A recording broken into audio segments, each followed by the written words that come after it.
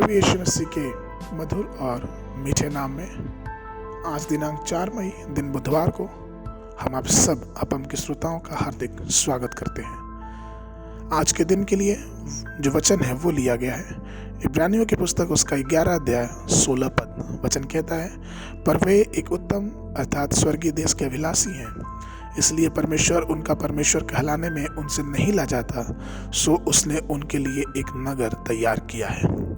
प्रभु में मेरे प्रिय लोगों, एक संसारिक राष्ट्र है और एक आत्मिक उत्तम स्वर्गीय राष्ट्र है। हमारे पास संसारिक राज्य है और एक शाश्वत और स्वर्गीय गौरवशाली राज्य है। हमारी और आपकी निगाहें इस संसारिक राज्य से हटके उस गौरवशाली राज्य पे लगी रहनी चाहिए।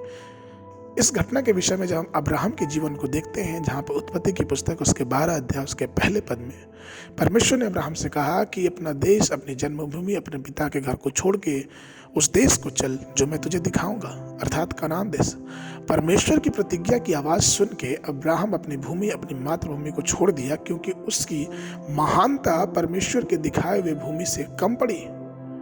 प्रतिज्ञा किए हुए देश में निकलने के लिए वो उन घाटियों, उन पहाड़ों से होकर गुजरा और उस देश की तरफ चल पड़ा जो कि परमेश्वर उसे देने वाला था। इब्राहिम ने संसारिक भूमि या देश को नहीं देखा, वो एक गौरवशाली प्रतिज्ञा की हुई भूमि को देखने लगा। इसीलिए तो उसके विषय में इब्रानियों की पुस्तक उसका 11, 9 और 10 पद में कहा गया है, विश्वास से ही उसने प्रतिज्ञा किए हुए देश में, पराये देश में परदेसी रहकर इसहाक, याकूब समेत जो उसके साथ उस प्रतिज्ञा के वारिस थे, तंबुओं में वास किया, क्योंकि वह उस स्थिर नींव वाले नगर की बाट जोहता था जिसका रचने वाला और बनाने वाला परमेश्वर है। इब्राहिम के दिनों में, इसहाक और याकूब के दिनों में प्रतिज्ञा की भूमि से वे बहुत दूर थे, लेकिन जैसे जैसे समय बीतता गया वो उस भूमि के निकट आते गए। यह हमें इस बात की तरफ याद दिलाता है कि जैसे जैसे हम अपने जीवन में और दिन बिताते जा रहे हैं, हम परमेश्वर के स्वर्ग के राज के निकट आ रहे हैं। जिस स्वर्ग के राज की यूहन्ना बपतिस्मा देने वाले ने वर्णन किया था कि क्योंकि मन फिराओ, क्योंकि स्वर्ग का राज निकट है। जिन लोगों ने अपनी आंखों और अपने दिल उस स्वर्गीय राज पर लगाया है, उन्हें अब इस दुनिया की चीजों में कोई भी दिलचस्पी नहीं होती है, क्योंकि फिलिपियों की पत्री उसके 3 और उसके 20 पद में पौलुस इस प्रकार से कहता है, पर हमारा स्वदेश स्वर्ग पर है और हम एक उद्धारकर्ता प्रभु यीशु मसीह के वहां से आने की बाट जो रहे हैं। अर्थात हमारी सारी आशा, हमारे सारे विचार स्वर्ग की तरफ होने चाहिए, उस राज्य की तरफ होने चाहिए जहां परमेश्वर हमारे लिए घर तैयार कर रहा है।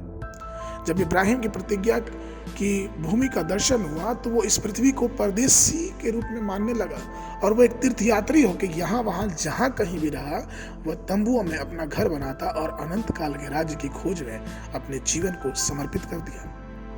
परमेश्वर में प्रिय लोगों, संसारिक चीजों पर ज्यादा जोर न दें। अपना मन, धन, व्यवसाय में अनावश्यक रूप से न घुल मिल जाए। आपको यहाँ से अनंत काल तक के एक अजनबी रास्ते में प्रवासी के रूप में जाना है। इसलिए आइए इन संसारिक बातों में झुक के, घुल मिल के कहीं भूल ना जाएं कि हमारी जो यात्रा है वो स्वर्गीय राज की है। हम अपने विचारों को शुद्ध करें, अपने मनों को तैयार करें उस उत्तम स्वर्गीय देश के लिए जो परमेश्वर ने हमारे लिए रखा है।